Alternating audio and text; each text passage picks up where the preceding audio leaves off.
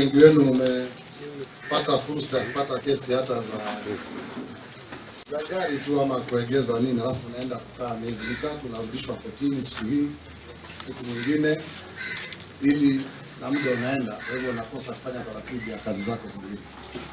Mahakama hii itawezesha kutoa hukumu kwa haraka, kwa sababu wanasema hukumu ikicheleweshwa huwa ni haki imehujumiwa. Kwa hivyo nataka kuambia tu kwamba sio tu koti hii peke yake. Tayari kwa kaunti tumeweka milioni 50 na tutajenga koti ya kisasa tukishirikiana.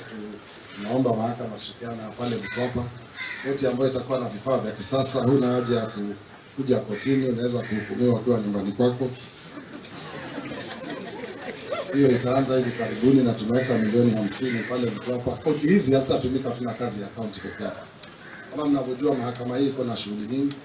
Kwa hivyo siku ile hakimu hana kesi za kaunti, atakuwa anafanya zile kesi zingine za kawaida.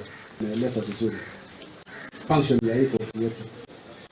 Tumekuwa na issues mingi sana. One of the ways to decongest ile mambo tumekuwa tukiendelea hapa ni kupitia hii koti yetu ya kaunti.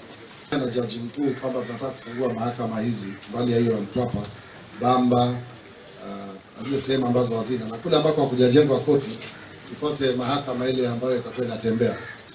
Kama siku fulani hakimu anaenda Marafa na hukumu kesi hata kama chini ya mti, ili watu waache kupunguziwe mwendo wa kutembea kwenda Malindi na sehemu zingine tutafuta. Kwa county government kuna watu wanaitwa members of county assembly ambao wanatengeneza sheria za county. Kwa hivyo kazi ya hii koti ni kuenforce sheria ambazo zimetengenezwa na county ya Kilifi, lakini itakuwa inasimamiwa na hakimu. Riboti yo kuma kaunti ya Kilifi ni rage tuhe ninge mweke tuiko tugikiria ikereka ritu rya kere kuririkania